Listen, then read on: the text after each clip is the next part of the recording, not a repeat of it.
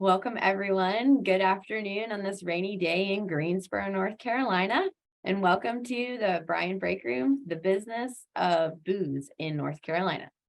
My name is Madeleine Carey, and I am the Assistant Director of Alumni Engagement and Events Management here at the Bryan School. I am a UNCG alumna and a current MBA candidate here in the Bryan School.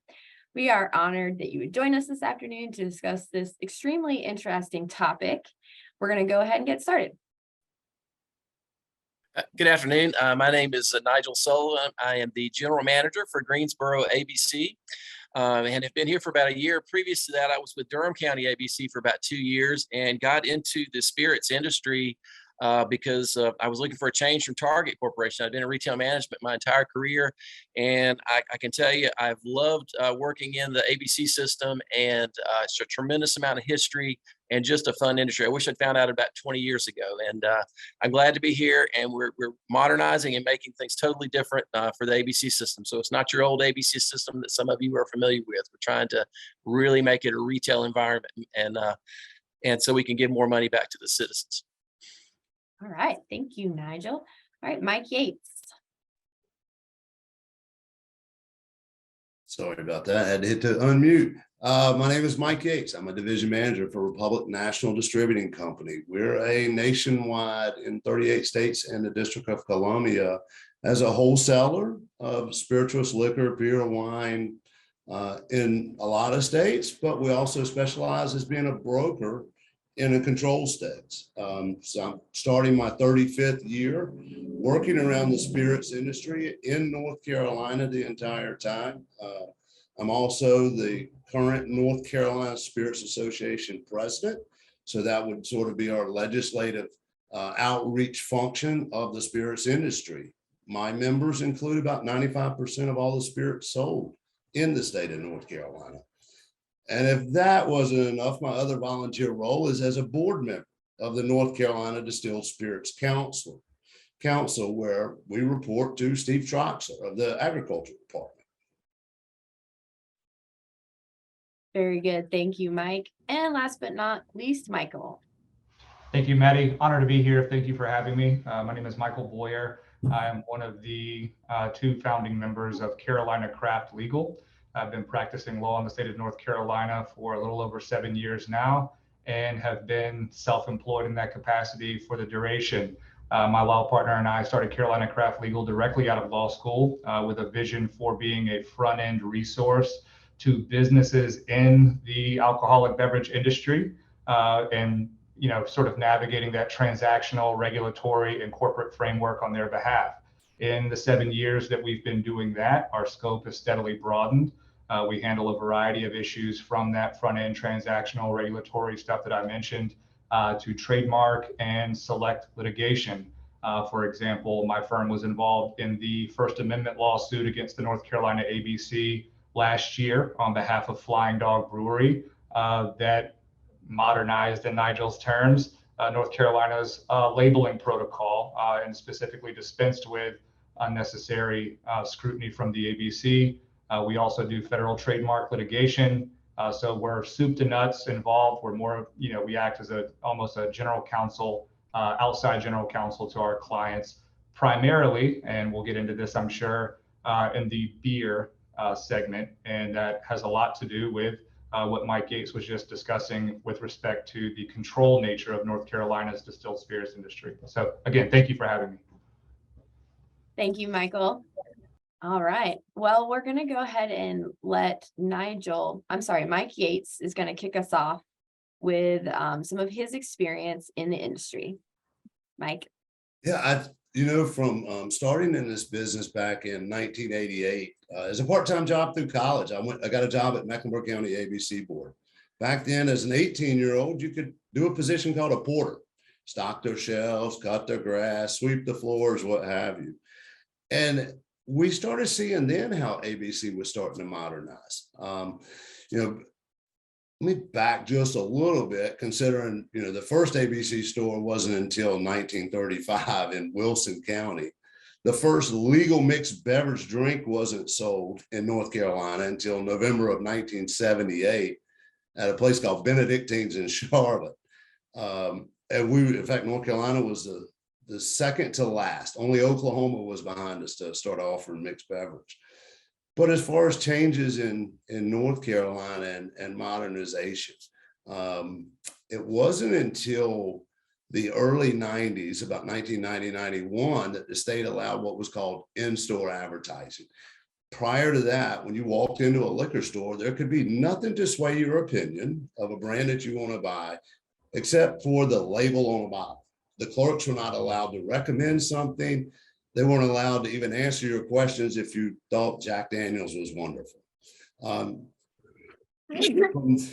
From there, our industry as brokers, we really started to blossom then, because when the state passed in-store advertising, it gave the spirits companies an opportunity to merchandise in stores and directly speak to consumers in a way they had never been able to in North Carolina. Follow that up up until 2004, our industry then wasn't allowed to even call on bars and restaurants. So a broker like myself, a supplier, we couldn't even go into a bar or restaurant and ask them to order one of our fine brands. And finally, that changed. Then we really saw a lull in a lot of the modernization until of recent, and really in the last 5 to 7 years.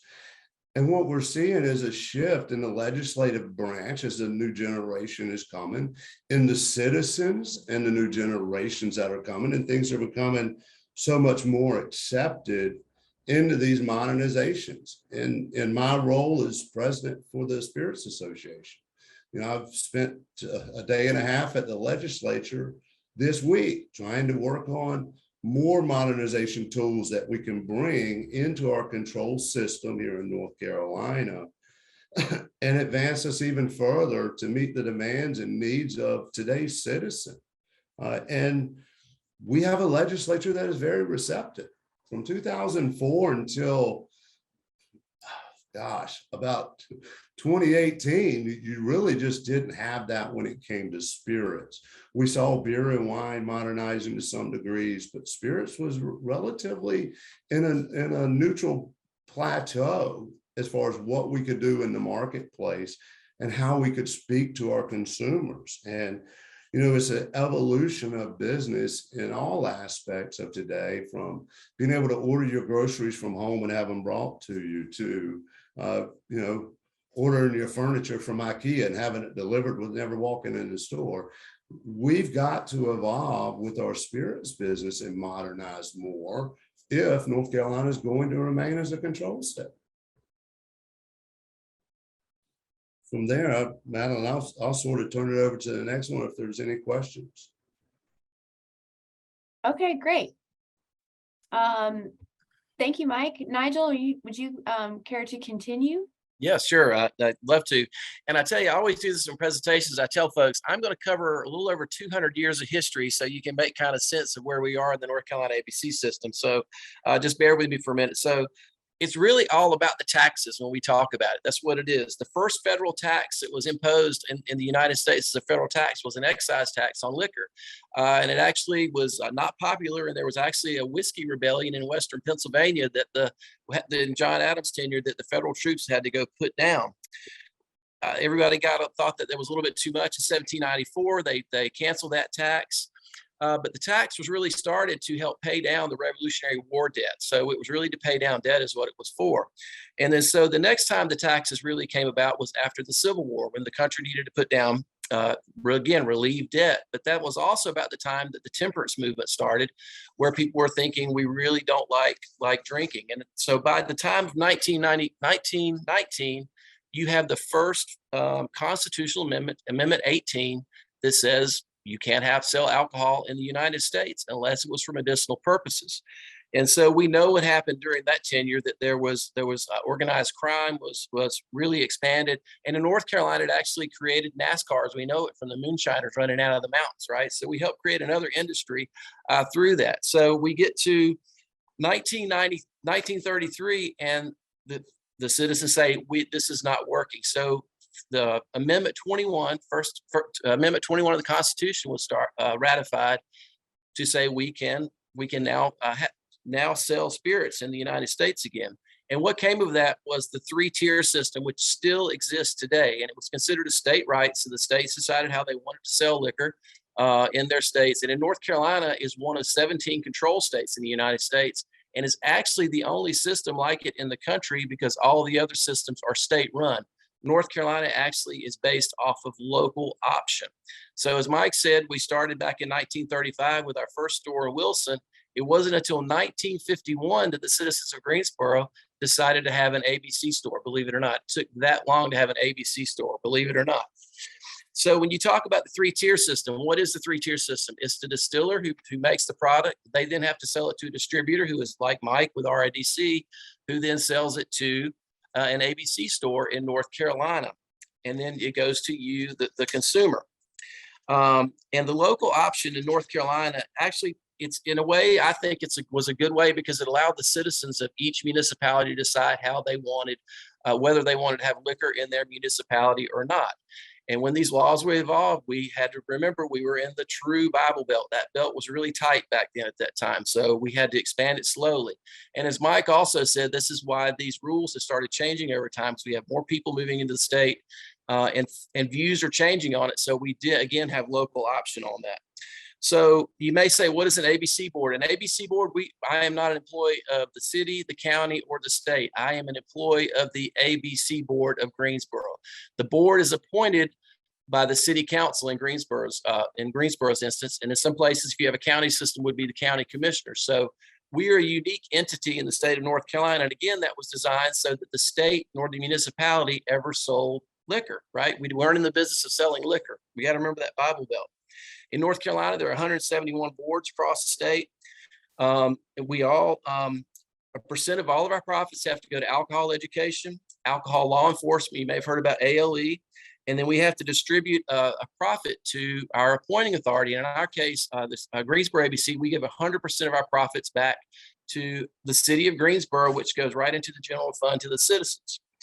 So now we talk about the business, because we are a business. We are not, we get no funds from the state, the county, or the city. We have to generate all of our revenue. So we are, in fact, I like to say a state regulated retailer is what I like to say we are. In Greensboro, we have 15 retail locations, one mixed beverage outlet where our bars and restaurants come and purchase their products from. We recently just purchased a lot to open our 17th store in the next couple of years. We're going to be moving 2 stores into more commercial real estate centers. And as we're moving into these commercial real estate centers, used to people didn't want us in there. Commercial real estate developers didn't want us because of the taboo of liquor, but they actually want us now because we're an anchor tenant. We actually bring in vehicles. We bring people into their shopping centers and they want us there. So we're not a B or C tenant anymore. We're actually an anchor tenant in these shopping centers. We receive our product from the state. We have our own warehouse here in Greensboro. We're very blessed to have it. It's 80,000 square foot warehouse where we receive up to 8 tractor trailer loads of product a week in Greensboro. We pick and deliver all that product to our own stores. So not only do we have retail stores, we have a warehouse and logistics operation as well. Just so you know what we did, we ended FY 2022 this past July at $75.9 million in 16 stores. State taxes collected is where it's about the taxes. $17.8 million went to the state of North Carolina from the citizens of Greensboro. Profits before distribution were $10.4 million. Local distributions to the city and other municipalities were $7.7 million. And currently this year, by the time we get to July, we're looking at close to $80 million plus dollars in revenue just from Greensboro ABC. And then we talk about modernization. So Mike said since 2012, we've really looked at modernizing stores, making sure that we have stores that are they're shopper friendly. There's a customer experience when you go in. We're training our staff on what the product is, why products taste differently, why they may like another product. We have tastings in stores now. We have improved selection in Greensboro. We are resetting our stores, re-merchandising. As we do that, we look at historical data on sales and also demographics around the store so we can customize the product mix for the citizens that shop in that store. And we are also able to add approximately 200 to 300 products every time we do a reset here in Greensboro. So we're really expanding the selection as well here. So, and what we've seen is a direct correlation and an increase in sales when we do that. Every time we see the sales go up in a store, which tells us our customers like that. And it's no different than if you go to a grocery store, Target or Walmart, when they're moving things around, so you shop differently. It's the same concept. And we talk about merchandising.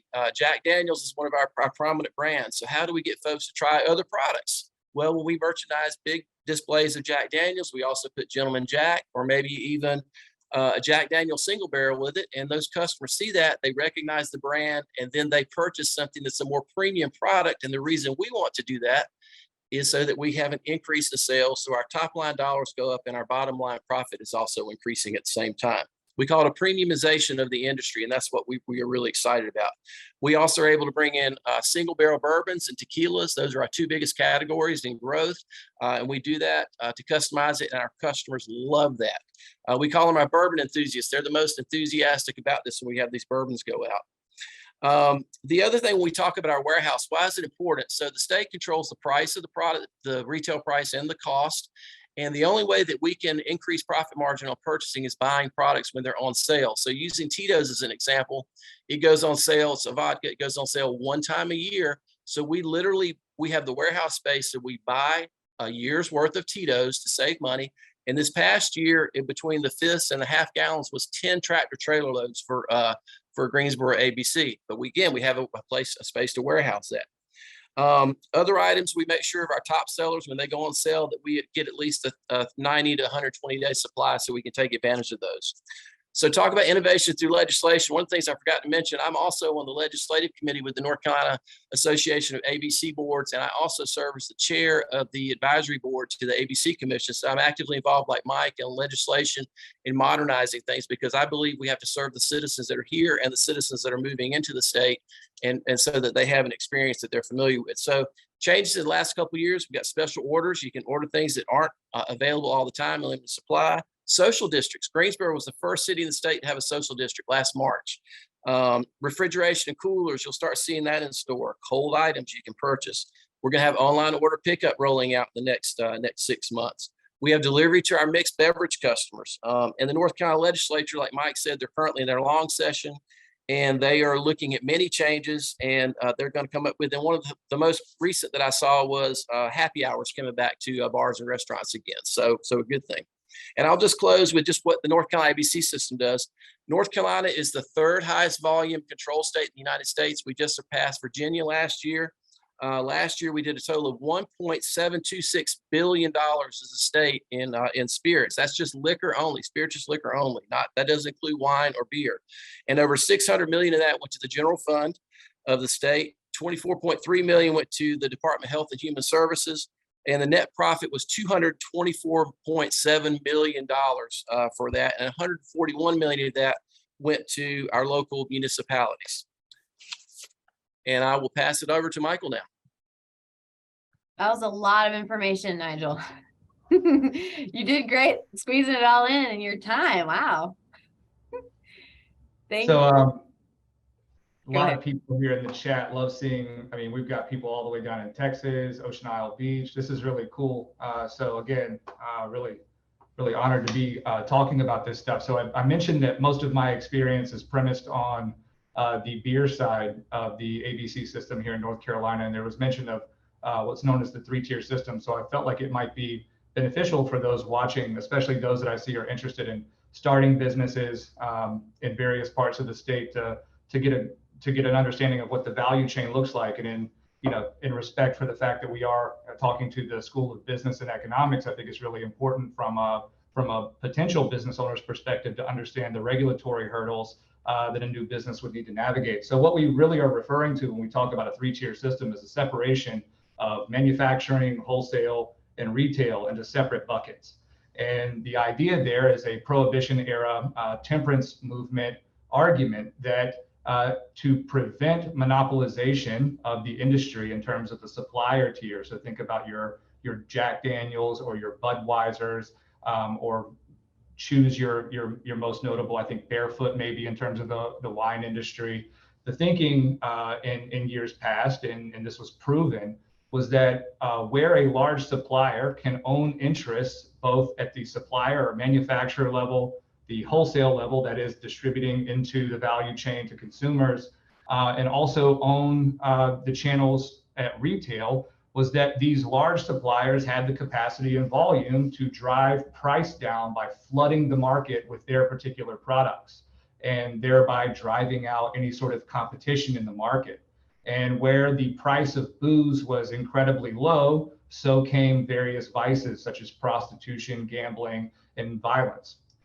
So there was a public policy objective that the states, after the 21st Amendment was ratified at the federal level, that they were trying to figure out how are we going to honor these public policy objectives and make sure that we're sort of enforcing from a top-down perspective certain objective morality, right? So you've got a massive Baptist presence in North Carolina, particularly in the eastern side, massive Methodist presence, and a lot of those factions, in fact, were responsible for making sure that North Carolina actually outlawed alcohol in 1909, 10 years before Prohibition and the 18th Amendment even came down. So many people don't know that North Carolina was boozeless, we'll say, at least from a legal perspective, for a whole decade prior to the federal government outlawing alcohol to the states. But the three-tier system in North Carolina is most easily seen in your local craft brewery, and that's my opinion. I'm going to use a buzzword here for the business students, vertical integration, right? So capturing economies of scale is incredibly important for small businesses. And in North Carolina, we have one of the healthiest, I would say, regulatory regimes for small craft breweries to grow and control their product all the way from manufacturer distribution into the retail market.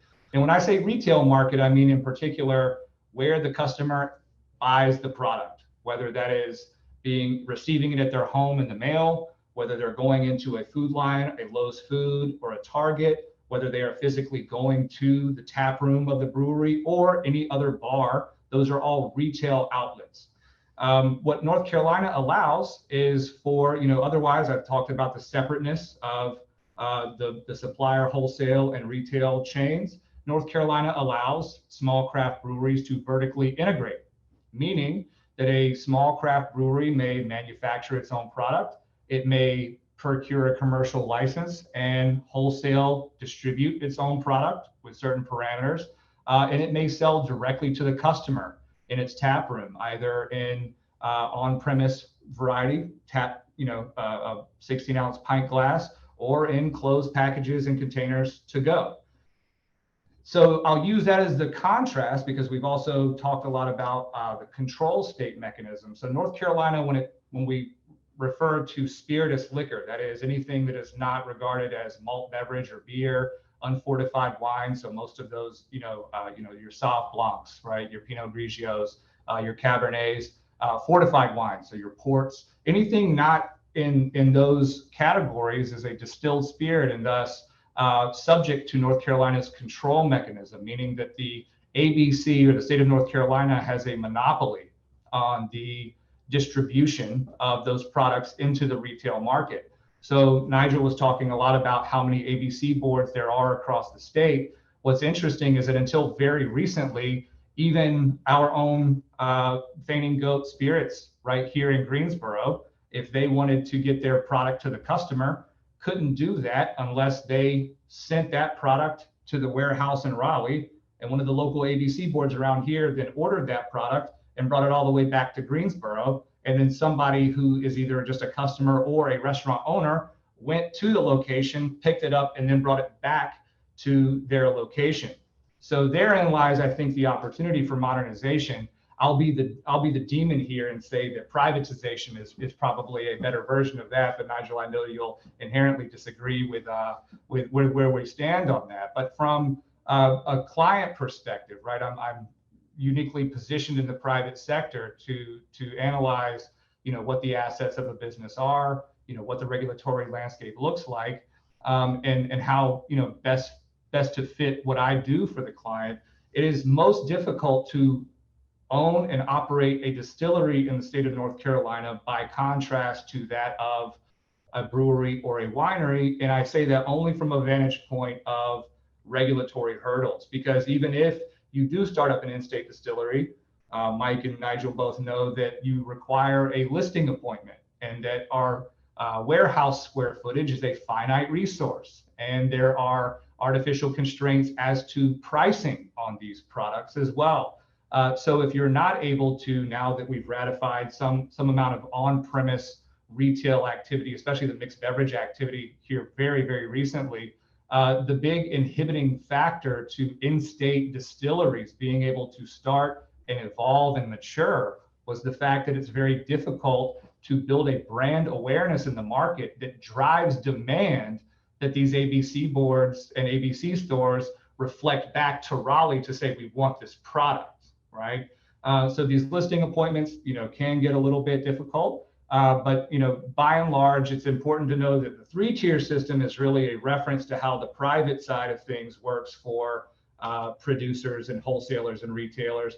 When we think about a control state, which North Carolina is, I think we said 1 of 17 or 18, that is the state of North Carolina stepping in as that second tier in the three-tier chain and acting as the monopolistic power over, and arguably mostly at the retail level as well, because all bars and restaurants must source their product from a designated ABC store. So I'll stop there. I'm sure we've got plenty of questions, but from my perspective, that's the easiest way to conceptualize the landscape and understand why maybe beer and wine are more readily accessible than something like a distilled spirit.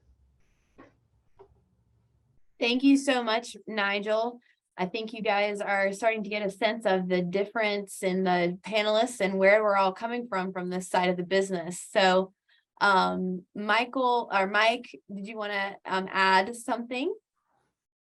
No, I think Michael was dead on. And I get asked this a lot about North Carolina distilleries, and North Carolina is a huge brewery market and has really thrived and put, probably one of the largest on the East Coast, if not the largest, especially if you go up into Asheville. I mean, you could just stumble brewery to brewery all day. And what was the big reason North Carolina distilleries haven't taken off as much? And there was a lot of law and legal issues for them.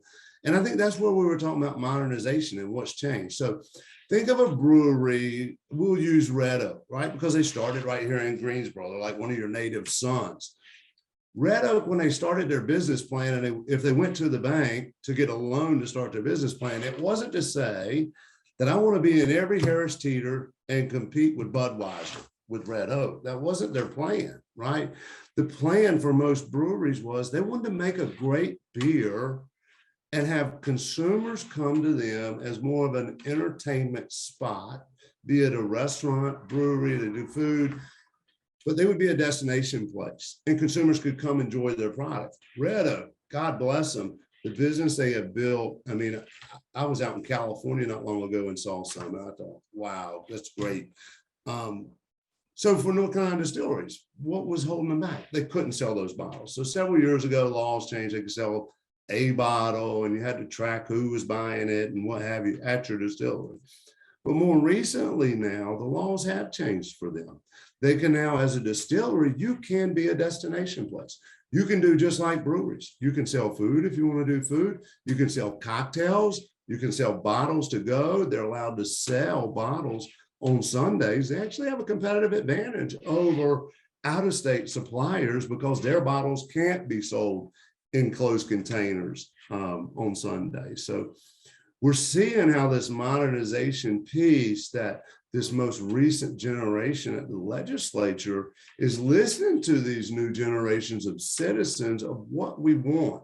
And I think you're going to see the North Carolina distillers grow even more. I mean, I think I met with the North Carolina Distillers Association the other day.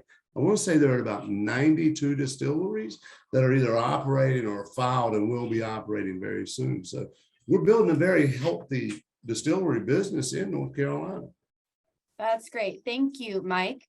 I think it's interesting that everyone on the panel so far has mentioned the archaic laws, the now archaic laws that we had in the past. And I think maybe in the future, we might be talking about some of the things we have in place right now. So it's good that we're thinking about evolving and modernizing what we have going on continuously.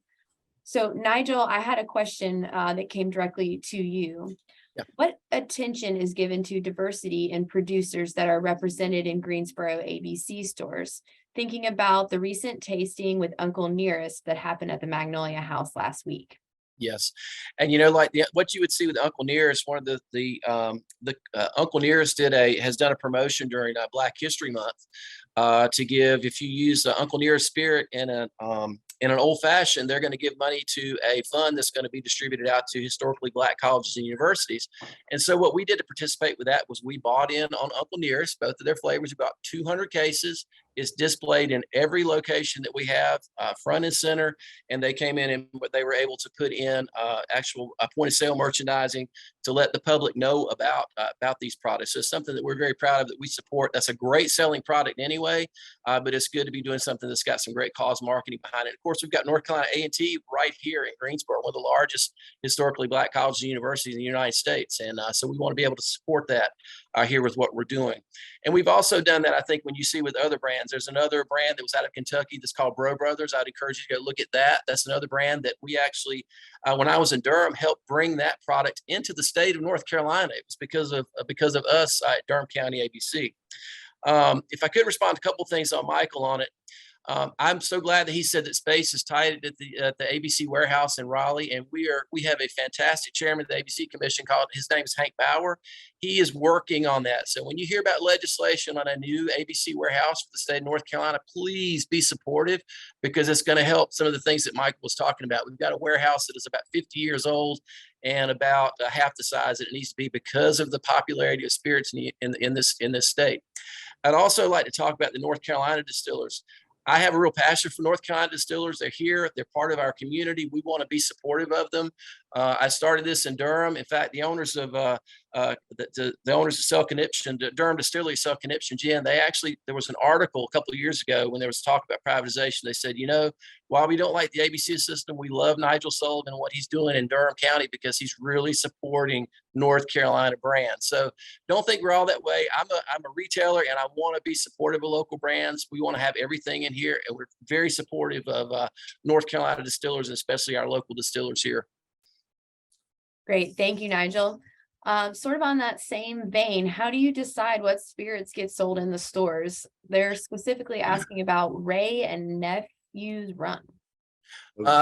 You have to set an appointment with us. Myself and assistant general manager, we look at products. We look at categories that are selling well. I'd have to say the couple of key categories are tight. Vodka is a flat category, and that's where I am a business person coming to it. So we may not add to categories that are flat or actually declining. It may be more challenging. North Carolina distillers is normally they get in because we want to give them a shot. And that's another thing I would say about North Carolina distillers.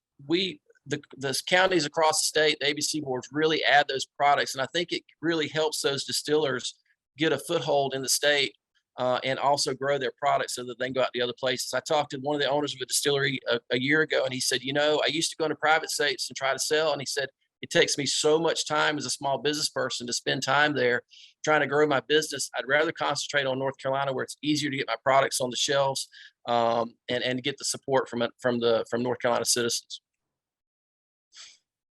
Okay. Did anybody have a question that they wanted to ask directly to one of our panelists? Feel free to unmute or raise your hand.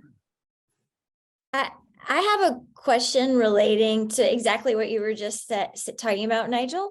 So you mentioned, I think, 171 liquor boards in the state of North Carolina. So if a distiller were interested in selling, does that mean they need to contact 171 boards to talk about putting their product in stores? And is there a system where the boards are communicating to each other? I haven't heard you talk about, I hear you talking about very specific locally. That seems not like an easy way for They can hire my company. Yeah, well, and that's what I was going to say. Part of that, they do go to distributors. So that would be RNDC. They bring the products in, or Southern Glacier brings those products in. They have to get with the distributor in some cases.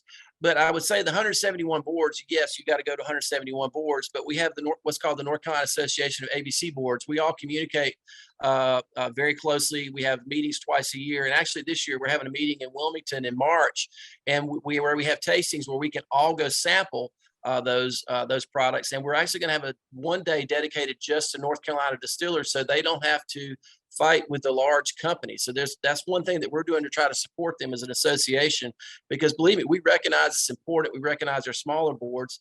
And I'd say the other thing that people don't realize, we've got 171 boards, but the top 30 boards literally do 75% of the business. So if I'm a business person and I have that information, I'm going to focus on those top 30, because once it gets to those top 30 boards, it's going to trickle out to those other boards, because they're going to talk about it. You're going to have consumers come in, and those are spread across the state. So while 171 seems like a lot, I think when you really talk about the percentage of business, those top 30 is where you focus, and then start growing your brands there. And I can assure you all the top 10 boards are very supportive of North Carolina brands. I can tell you as industry, how we go about it is where Nigel talked about the top 30 stores, or they're also in the top 12 ABC boards or cities around the state. It's over 70% of the on-premise business is done. So as a business, that's also where we focus not only our efforts, our manpower, and so forth, to help build brands. I'm sorry, I have a follow-up to that question. I heard you talking about millions and billions of dollars in profits, but I also heard you mentioning national companies. Is there someone on the ABC board, because it's a North Carolina business, that's tracking the North Carolina profits, like the distilleries that are in North Carolina? I heard you mention 92 distilleries. Do you guys have numbers on how much money they're making, what they're bringing in? And is there anyone focused on promoting local business? Yeah. Seems like a big opportunity. And I hear a lot about Tennessee and Kentucky bourbon and liquors, but I don't hear much about North Carolina. Well, I'd say part of what Mike's doing, they just created the last session, they created the Distillers Council. I think, is that right? Distillers Council with the agricultural department to try to promote that. So I think the state's getting involved, and there are participants from the ABC boards as well as distributors as well, trying to promote those products. And we can get that. We have that data. I'd have to extrapolate it. Mike may have it easier than I have it. Yeah, I can have it right in front of me right now. Yeah. No, so the North Carolina products in total are accounting for about 3 to 4% of the 9-liter cases. That's sort of the metric that we use in gauging volume. We don't tend to look at dollars as much on my side, because everything we're gold on is 9-liter case volumes. The North Carolina distillers have come a long way. What we can't see is what they sell in their distilleries, because we don't have a vision to that. And that's not traded through the NABCA data, as we call it, which is the National Association of Control States boards. So really don't have a vision into what their internal pieces are, similar to what like a brewery would be, where you couldn't really tell me kegs they were burning off the tap handles. Okay, got some good discussion here. I want to keep on the entrepreneur thread. How does someone go about applying for a license and open a bar? And Michael, will you take that one? Yeah, absolutely. Love the question. So again, thinking in the 3-tier system, when you're talking about opening a bar, you're talking about operating a business on the retail side, right? Direct to consumer. So they're coming in and you're entertaining them either by way of private bar now, restaurant, private club, that sort of thing. So you're looking at, the way that retail permits function in North Carolina is that you must have both a business and a physical location stacked on top of one another, and your retail permits are specific to that combination, meaning that these permits can't be transferred, right? And they can't be transferred between entities, and they can't be transferred between locations. What you would do is procure your space, set up your business, and then you would put an application package together. You would submit that application package together with a detailed retail permit application stating that you want, malt beverage and unfortified wine and or mixed beverages. Mixed beverages is the retail permit that's authorized under North Carolina law. So retailers can't sell by the bottle. They can only sell by the drink. That's why we have ABC stores, and also why I continue to lean into the question of privatization and modernization. But ultimately, you would submit that application to the state of North Carolina's ABC Commission. They would review the application. If the contents of your application are sufficient and they can verify everything in there, they would issue you what's known as a temporary permit. You take that temporary permit with you and you begin operating as normal. And within, well, it used to be 180 days. I'll spare my criticism, but it's substantially longer than that now. Within a certain period of time, they will come out into the field. An ABC investigator will come and verify the contents of the application, look at the business, that kind of stuff. And then you will receive your permanent permit upon a verification that the contents of your application match. There aren't any outstanding violations or reasons to reject your temporary or application status. And then you're off to the races. You're renewing your permits annually for beer, wine, and liquor, and remitting your sales tax as normal. That's great. All right. Somebody asked, curious about the landscape of RTDs that's ready to drink and how will they be merchandised in ABCs as the category continues to grow? Nigel? We're really excited about that growth with the canned cocktails. And that, in fact, I was on the legislative committee, was the person that helped get that from the association, in that we're able to add coolers to the stores. And you'll start seeing some temporary coolers in stores right now with different brands as they're giving them to us, because again, we've got to have those installed and pay for the coolers. Takes a little time. But we're excited about that growth with the canned cocktails. What we call them, canned cocktails. There are a lot of different brands. Some of the North Carolina distillers are doing really well with those. We merchandise those. If you go into any of our stores right now, the first thing you're going to see are half gallons of cocktails, of margaritas, all kinds of your varieties in there right now. You'll see it everywhere. The RTD category is huge for our industry, and there is a lot of discussion nationally when it comes to legislations and so forth. In fact, my 2 days this week at the legislature, and RTDs are coming up a lot.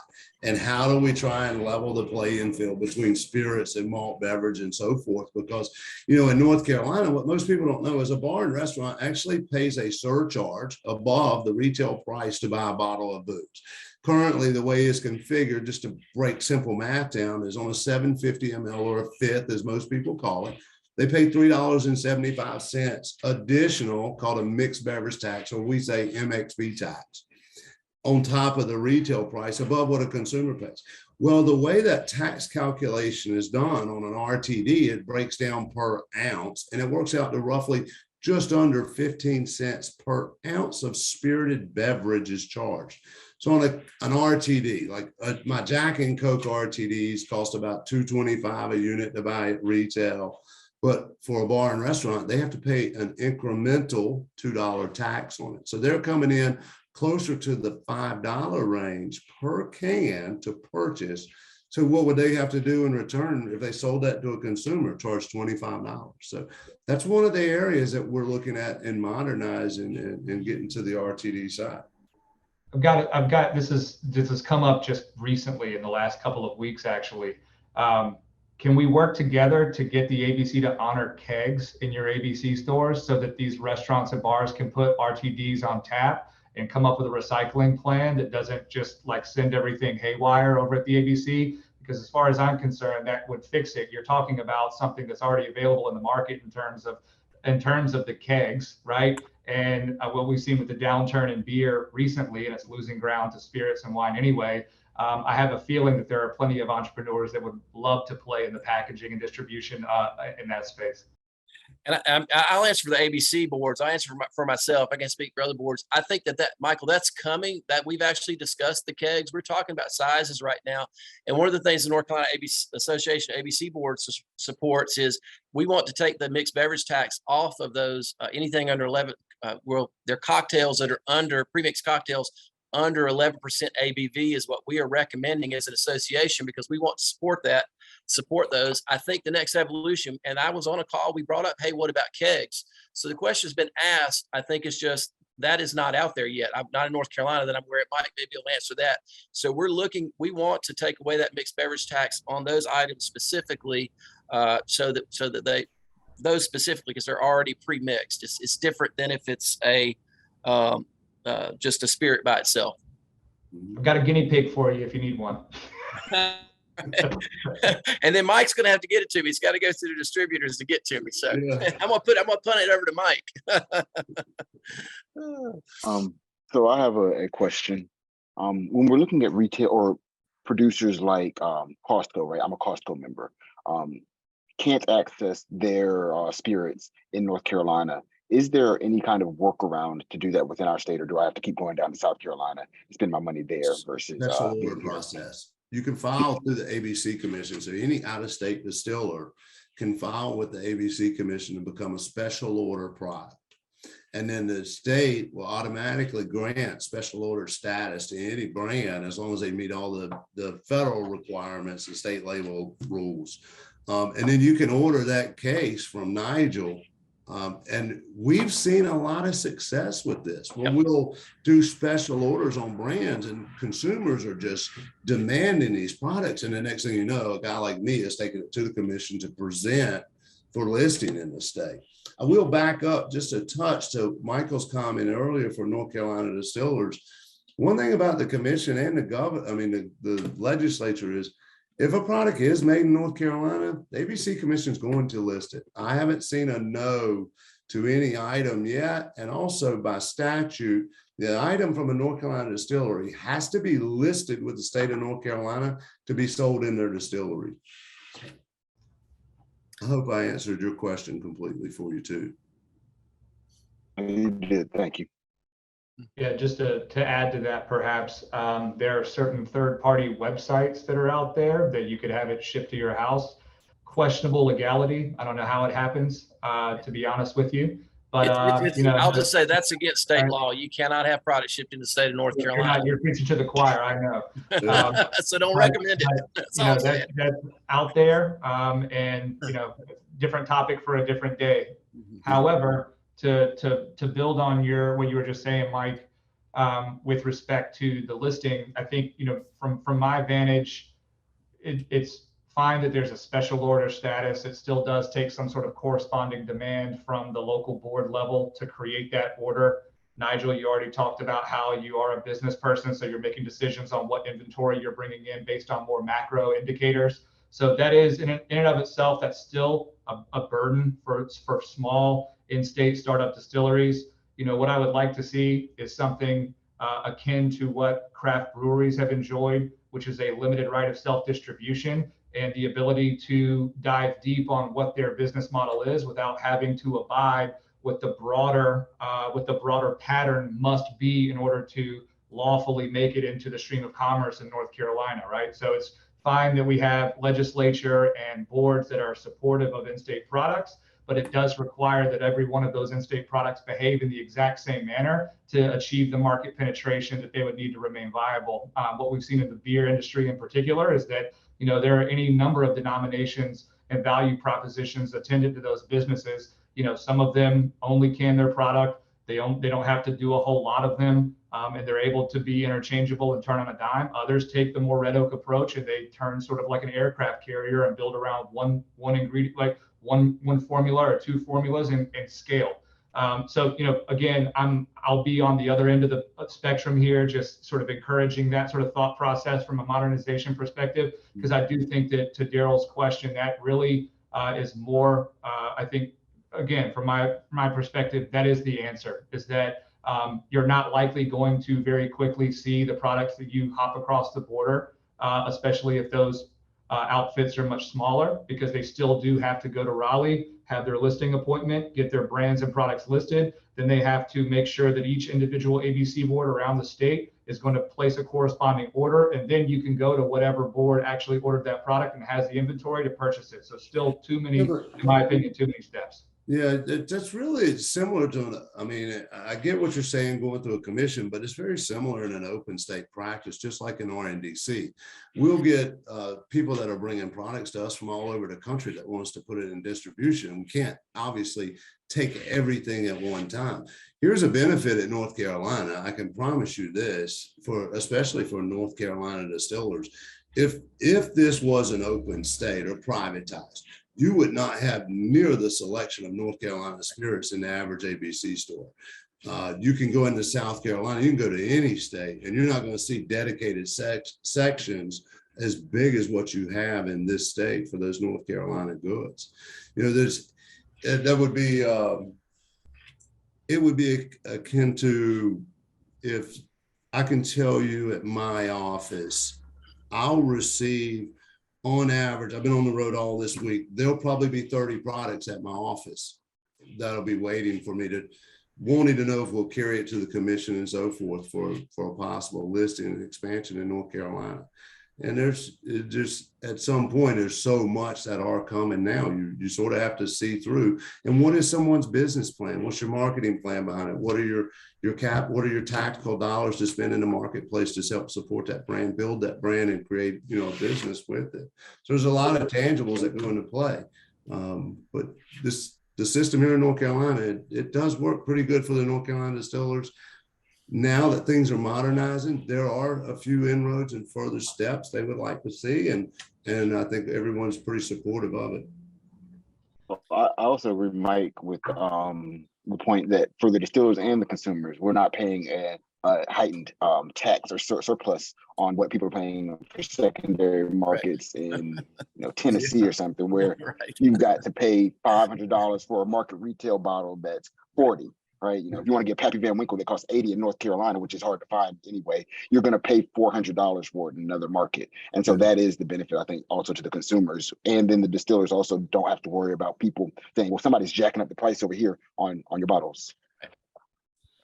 Yeah, and the distillers are locked into an FOB, right? You get into a lot of the open states, and it gets to where the distilleries are having to do special programs with the wholesaler to get more focus, more attention, that'll eat into their margins. Here, they've got a pretty locked in margin, and it's generally North Carolina, for my suppliers, tends to be one of the most profitable states per case, which they hence can invest back in their tactical dollars per case against building a brand. And in talking about product selection, I think we're talking with Mike, in North Carolina, I think if you check other states, in my typical store here in Greensboro, and a lot of stores across the states, not just Greensboro, we carry 2,400 different product codes in our store. I would challenge you to go to some of these other stores and find that many. And if you go to the like I worked for Target for for 10 years, and I can tell you, you're not going to have 2,400 codes in a Target store. They're going to have the top sellers and the top sellers only. That's going to be it. That's going to be in those stores because they're running, they're running a business. And so I think here we have a little more ability to again, like I said, I customize my product mix to my demographic and to what my customers are buying here in Greensboro. And it's different than it is in Raleigh and it is in Charlotte. And you go to the coast or the mountains, it's different. We're able to really tailor our needs to our local customers, what the customers are telling us they want. And again, trying to layer in those North Carolina products. And the North Carolina products, those distillers are very savvy. They catch on quickly. And I think sometimes they can respond better to trends and get products in the categories is what I've seen. And I like that because they're being, they're really wanting to get in that market, and we work with them on that. So. One question on that, 2,400 product codes, how many suppliers does that represent? Oh my gosh, it would be hundreds, right, Mike? I know in RNDC, we represent over 200. Yeah. So it's several hundred. 2,400 products, all I'm saying is like you have a lot of conglomerates such as a Sazerac company, which would be Southern Comfort and Fireball and Buffalo Trace. And right, so my question is more geared toward 2,400 product codes, but is that the illusion of choice for the consumer, or is that really a diverse product mix that would be more representative? And I'm not making a suggestion that it's one or the other, but that's the natural corollary to that stat, right? Right. And all I would say is come visit me and I'll walk you through the stores. And I think what you'll see is that it's a diverse product mix, and and we're bringing in new products. We're going to be more like a retailer of products that aren't selling. Some of them, we're going to be pulling them out of categories and bringing more products in that sell a little bit better. We're going to keep most of the North Carolina distillers, but some of the things, we tried a lot of tequilas, top shelf tequilas over the last year because tequila is on fire, but some of them aren't selling. And I need to move through that inventory so I can bring in some newer tequilas, just as an example, so that we can make sure we have the right product mix the products are selling. Because again, I'm a retailer. I've got to move through that product to turn those dollars so I can invest it back into the business as well. We've got to make money to keep running the business and expand the business and to do the other things to support what we're talking about, to modernize the business. It costs money. We don't get any assistance from the state, the city, or the county. We have to generate all of our revenue to invest back into the business. Okay, well, we have a lot more questions than we have time for, which is great, which means you guys brought up a lot of very interesting topics. Unfortunately, we didn't have time for the most important question, which was, how do we get an invite to the biggest tasting of North Carolina distillers that you mentioned, Nigel? You can just tell us later, it's fine. So without any other further ado, if there's no more burning questions, is there anything anyone wants to say before we sign off? We have like 15 seconds. Nigel, you good? Good. Thank you for having us today. It's great to talk to everybody, and I'm available if anybody wants to reach out to me at Greensboro ABC. That's great. Wonderful. Okay. Well, I want to say a big thank you to Nigel and Mike and Michael for being here and educating us so thoroughly on the processes of our controlled state here in North Carolina. Maybe we need to have another one of these. We'll see. There's a lot more to the business of booze in North Carolina. So thank you all so much for joining. And I'll follow up with an email, and just you can let us know how we did today. Otherwise, have a great afternoon, and I'll see you in the next break room. Thank you, Thank you, guys. everybody.